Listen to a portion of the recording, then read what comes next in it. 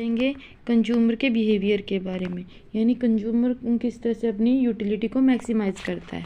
सबसे पहले हम जान लेते हैं कंज्यूमर बिहेवियर होता है क्या है।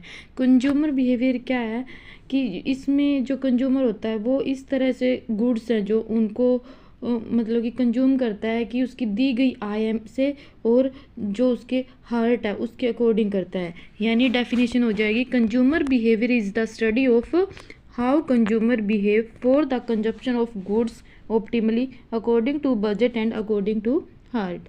अब क्या है, जो कंज्यूमर है यानी कुछ चीज़ों को हम क्या, जो हमारी इकोनॉमिक्स है ना वो कुछ अजम्पशन पे काम करती है, तो इसके अंदर क्या मान के चलते हैं, जो कंज्यूमर होता है वो रैशनल होता है और जो उसकी इनकम होती है वो लिमिटेड है और जो वांट्स है वो अनलिमिटेड है। इस वजह से उसको चूज़ करना पड़ता है चीज़ों के बीच में। और कंज्यूमर क्या चाहता है, अपना मैक्सिमाइज करना चाहता है सेटिस्फेक्शन, और जो प्राइस हैं गुड्स के वो गिवन होते हैं। फिर ये जो कंज्यूमर की जो यहाँ पे सेटिस्फेक्शन देखते हैं वो किस तरह मतलब कि किस यूनिट में देखा जाता है, वो होती है यूटिलिटी। यूटिलिटी में देखते हैं। यूटिलिटी क्या होती है, utility means the want satisfy power of A commodity, यानी एक कमोडिटी से जो मतलब कि हमारी सेटिस्फैक्शन होता है वो होती है यूटिलिटी। जैसे एग्जांपल के लिए दिया है इन्होंने, जैसे कि प्यासा व्यक्ति है, ठीक है, उसके लिए जो वाटर की यूटिलिटी होगी वो मैक्सिमम होगी क्योंकि उसको वो चाहिए, उस टाइम ज़रूरत है उसकी। इस तरह से हम कंज्यूमर बिहेवियर के बारे में पढ़ेंगे। फिर क्या है, जो कंज्यूमर का बिहेव है, ठीक है, यानी उसके लिए हम यूटिलिटी को मेजरमेंट करेंगे। यूटिलिटी को मेजरमेंट करने के दो तरीके हैं, कार्डिनल अप्रोच और ऑर्डिनल अप्रोच। जो कार्डिनल है वो मार्शल ने दी थी और ये क्वांटिटेटिव होती है, यानी इसमें क्या होता है जो अपनी मतलब की यूटिलिटी होती है उसको हम मेजर कर सकते हैं, नंबर्स में मेजर कर सकते हैं, जैसे कि 1 2 3 में, ऐसे एब्सोल्यूट नंबर में। और जो ऑर्डिनल है ये हिग्स और एलन ने दी है। ये क्या है, इसमें रिलेटिव देखते हैं, यानी क्वालिटेटिव होता है, इसमें ऑर्डर या रैंक दी जाती है, हम इसको मेजर नहीं कर सकते हैं। अब आगे पढ़ते हैं हम इनको मतलब कि एक बार पहले हम ऑर्डिनल अप्रोच पढ़ेंगे। Ordinal utility analysis. ऑर्डिनल क्या होता है, यानी इसको हम मेजर नहीं कर सकते नंबर्स में, यानी 1 2 3 में मेजर नहीं कर सकते। इसको हम क्या करते हैं, ऑर्डर देते हैं रैंक में और प्रेफरेंस देते हैं। जैसे कि हम क्या करते हैं, जो ब्यूटी कॉन्टेस्ट होता है उसके अंदर क्या करते हैं कि भाई रैंक दी जाती है कि भाई ये इसकी फर्स्ट पोजीशन है, ये सेकंड पोजीशन है, ये थर्ड पोजीशन है, तो इस तरह से उनको रैंक दी जाती है।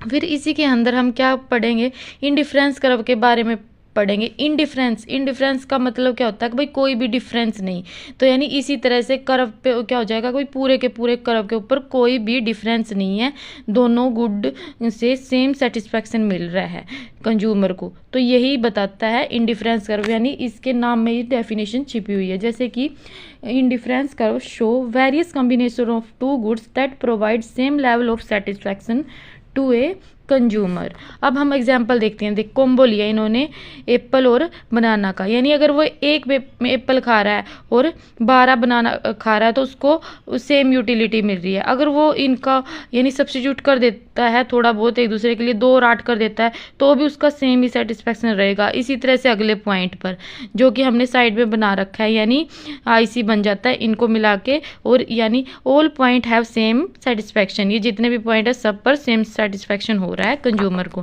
फिर क्या कंज्यूमर होता है, जो इसकी कुछ विशेषताएं हैं, यानी ये क्या है, हम जो मतलब कि डाउनवर्ड स्लोपिंग होता है, ठीक है, left to right downward sloping होता है, यानी एक के लिए दूसरे को अगर एक बढ़ा रहे तो दूसरे को छोड़ना पड़ता है लेकिन सेटिस्फैक्शन सेम रहता है।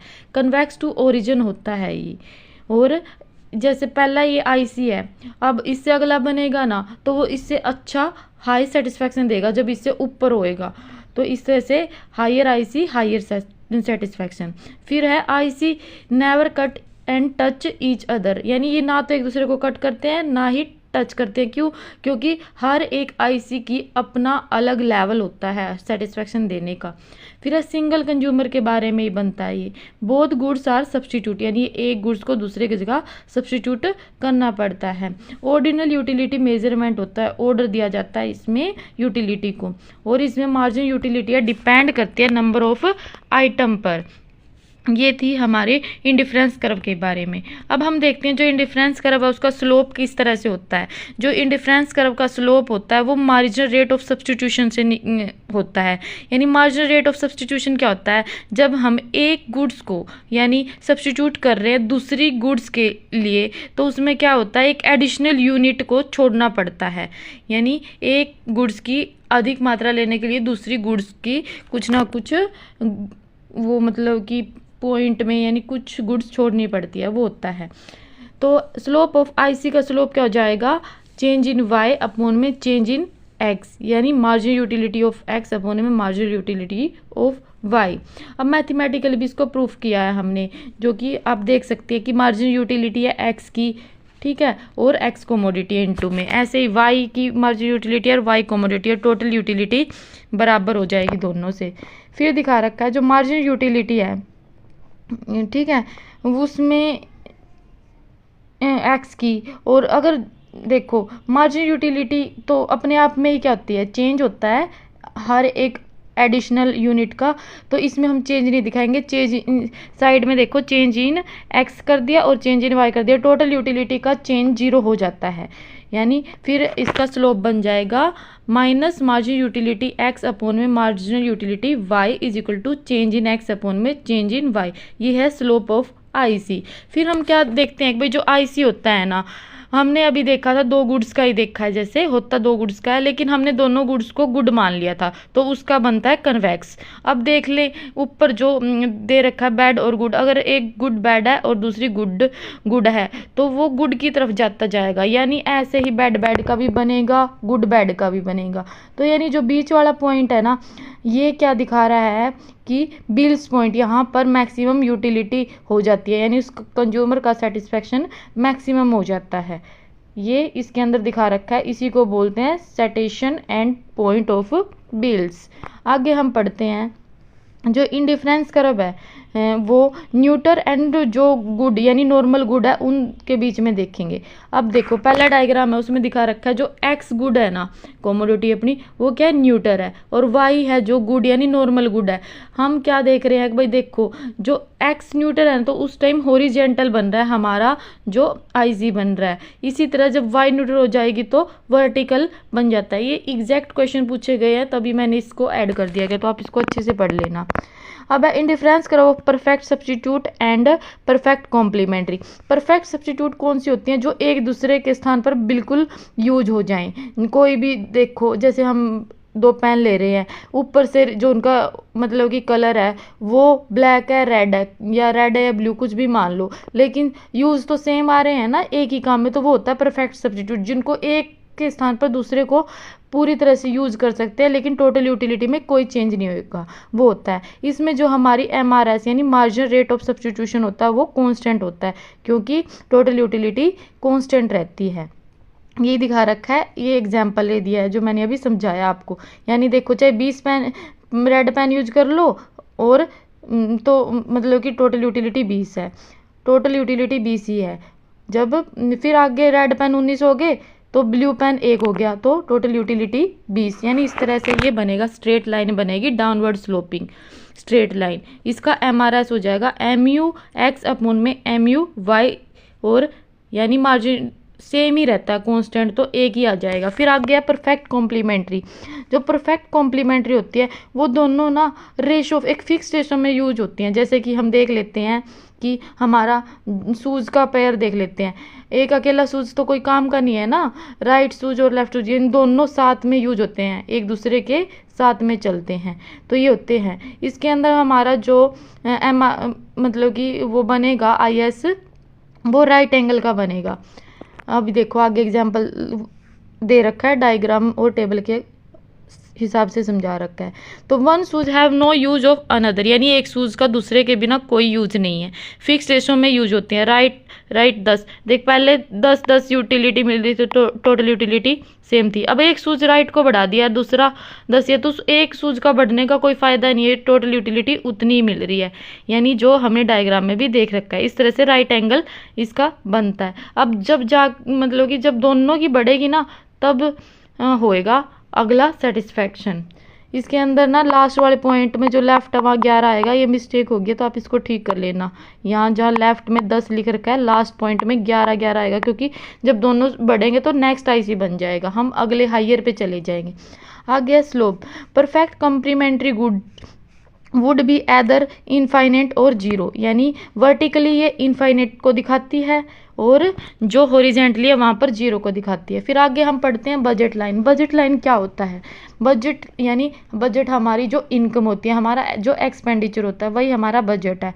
अब लाइन यानी एक दायरा माप देते हैं कि भाई मान लो हमारी 10,000 इनकम है तो उस पर हम कितना खरीद सकते हैं, ठीक है, यानी उसके अंदर भी और उसके ऊपर। जब हम पूरी की पूरी हमारी इनकम को स्पेंड कर देते हैं, इंटायर इनकम को, तो वो होती है बजट लाइन।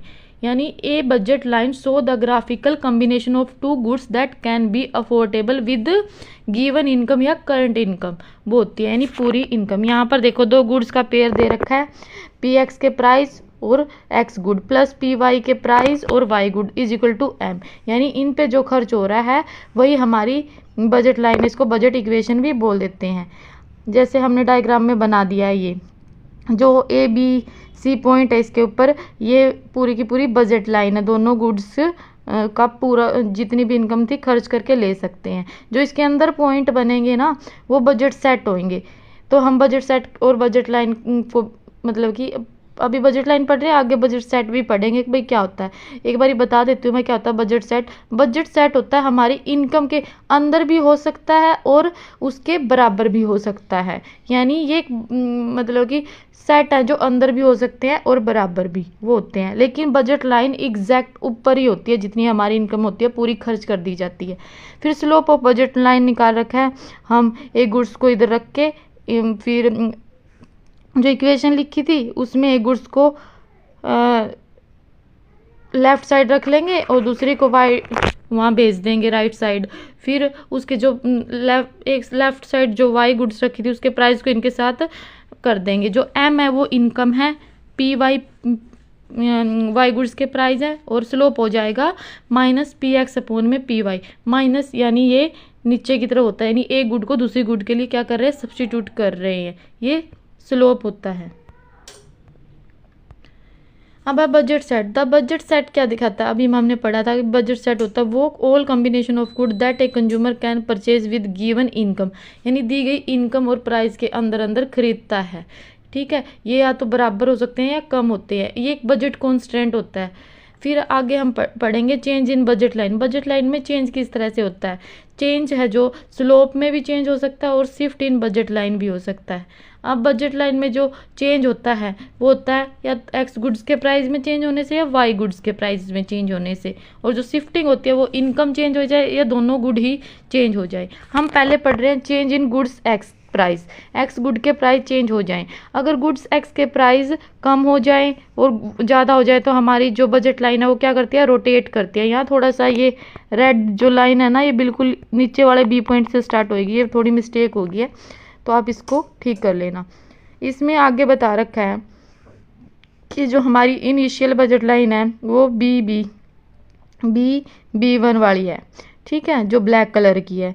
फिर जब बजट के मतलब कि गुड्स एक्स के प्राइस डिक्रीज होते हैं तो ये रोटेट हो जाती है बाहर की तरफ, ठीक है, और जब गुड्स एक्स के प्राइस डिक्रीज होते हैं तो ये अंदर की तरफ रोटेट हो जाती है। तो इससे हमें समझ में आ रहा है कि बजट लाइन का जो स्लोप है और जो गुड्स वन के प्राइस है उन दोनों में पॉजिटिव रिलेशन है। यानी देखो जितने प्राइस कम हो रहे हैं उतनी ही बजट क्या हो रही है अपनी ऐसे फ्लैट होती जा रही है, यानी दोनों में पॉजिटिव रिलेशन है। ये था x1 के प्राइस के साथ बजट लाइन के स्लोप का रिलेशन। अब है चेंज इन गुड वाई में चेंज होता है तो क्या होता है, तो इसमें भी स्लोप यानी रोटेशन में ही चेंज होता है, लेकिन यहाँ सिर्फ ये फ़र्क है कि इसमें नेगेटिव रिलेशन हो जाता है गुड्स वाई के प्राइस में और बजट लाइन के स्लोप में। जैसा कि डायग्राम में समझा रखा है, पहले बी लाइन थी, फिर देखो बाहर की तरफ आउटवर्ड हुई ना वो, तो बजट लाइन का स्लोप देखो बाहर की तरफ गए, यानी उसकी खरीदने की जो प्राइस कम हुए हैं उधर प्राइस कम हुए हैं, लेकिन हमारी ऐसे थोड़ी वो फ्लैट की बजाय क्या हो गया, स्टीप हो गया बजट लाइन, तो इनमें नेगेटिव रिलेशन हो गया दोनों में, ये दिखा रहा है। ऐसे नीचे वाले में ये नीचे प्राइस ज़्यादा हुए हैं पी वाई गुड्स के, लेकिन बजट लाइन का स्लोप फ्लैट हो गया है, तो इनमें नेगेटिव रिलेशन होता है। तो यहाँ से कंक्लूजन निकाल लेना, जो एक्स गुड्स के प्राइस के साथ बजट लाइन का पॉजिटिव रिलेशन होता है और वाई गुड्स के प्राइस के साथ नेगेटिव रिलेशन होता है। फिर है चेंज इन इनकम, इनकम में चेंज हो जाए, यानी अगर इनकम बढ़ जाएगी, मान लो 100 इनकम थी, ठीक है, तो आप दो मतलब कि मान लो 2 बोतल खरीद पा रहे थे 50-50 रुपए की, अब आपकी 2 बोतल खरीद पा रहे थे और 2 टिफ़िन, ऐसे मान लेते हैं क्योंकि 2 गुड्स है ना, तो 25-25 रुपए के 4 खरीद पा रहे थे आप। अब आपकी इनकम डबल हो गई है, तो आप दोनों की क्वांटिटी डबल खरीद पाएंगे, बोतल की भी 2 की 4 हो जाएगी और टिफ़िन की भी 2 की 4 हो जाएगी, यानी आपकी इनकम बढ़ गई है, तो बाहर की तरफ आउटवर्ड शिफ्टिंग हो जाएगी, जो बी से B1 है। और अगर इनकम कम हो जाएगी तो हम जहाँ 2 खरीदे थे वहाँ 1 हो जाएगा दोनों का, तो इनकम कम हो गया तो पीछे की तरफ यानी डाउनवर्ड स्लोप हो जाएगा, यानी अब हम कम खरीद पाएंगे। और ये तब होता है जब हम मतलब कि गुड्स के प्राइस में कोई चेंज नहीं रखते, दोनों गुड्स के प्राइस में उनको कांस्टेंट मान के चल रहे हैं, सिर्फ इनकम में चेंज हो रहा है। तो ये था चेंज इन इनकम। अब हम देखते हैं कि भाई हमने बजट लाइन निकाल लिया और आईसी निकाल लिया, तो कंज्यूमर किस तरह से अपनी ऑप्टिमल चॉइस को चूज़ करता है। तो कंज्यूमर क्या देखता है, शुरू में ही देखा था हमने कि वो अपने बजट को देखता है और क्या कि अपनी हार्ट की विलिंगनेस को देखता है। तो हार्ट की विलिंगनेस हो जाती है उसकी आईसी से रिलेट, और जो बजट था वो हो जाता है बजट लाइन से। तो जहाँ पर बजट लाइन आईसी को, जो ये ग्रीन वाला आईसी है ना, ये जो टच कर रहा है, ये यहाँ पर ही ई पॉइंट पर, यहीं पर ही कंज्यूमर का सेटिस्फैक्शन मैक्सिमम होगा। क्यों? क्योंकि यहाँ पर बजट लाइन का स्लोप इक्वल है आईसी के स्लोप के इक्वल, जो कि हमने स्लोप नीचे बता रखा है, जो -P1/P2 है, ये बजट लाइन का स्लोप है, और जो -MUX/MUY है, ये आईसी का स्लोप है, तो ये बराबर हो जाते हैं। यहाँ पर उसके हार्ट की ई पॉइंट पे हार्ट के और बजट की दोनों की विलिंगनेस इक्वल हो रही है, लेकिन जो ए और बी पॉइंट है यहाँ पर हम देख रहे हैं कि जो अंडर बजट है ये, क्यों? क्योंकि इसमें ये पॉइंट जो ए वाला है ना ऊपर आएगा, थोड़ी सी मिस्टेक हो गया, जहाँ पर ये ब्लू लाइन ब्लैक को कट कर रही है ना वहाँ से आएगा, तो ये गलत हो गया, थोड़ा सा आप ठीक कर लेना इसको। तो A B point are under budget, क्यों? क्योंकि यहाँ पर उसकी जो हार्ट की विलिंगनेस तो हो रही है, लेकिन बजट पूरी तरह से वो कंप्लीट यानी इंटायर बजट को नहीं मतलब कि स्पेंड कर पा रहा है, तो इस वजह से। और जो IC3 है वो हम उसकी इनकम से ही बाहर है, उसको वो ऑब्टेन ही नहीं कर पा रहा है, इसको इसलिए उसको बोलते हैं अनऑब्टेनेबल। तो ये था ऑप्टिमल चॉइस ऑफ गुड्स, यानी कंज्यूमर की ऑप्टिमल चॉइस क्या रहेगी, जो कि उसके बजट लाइन के स्लोप और IC के स्लोप के बराबर हो जाएगी, यानी उसके इनर बीइंग हार्ट और बजट दोनों बराबर हो जाएंगे, वहीं पर कंज्यूमर ऑप्टिमल चॉइस रखता है। Thank you and share it, like and subscribe if you like it. Thank you.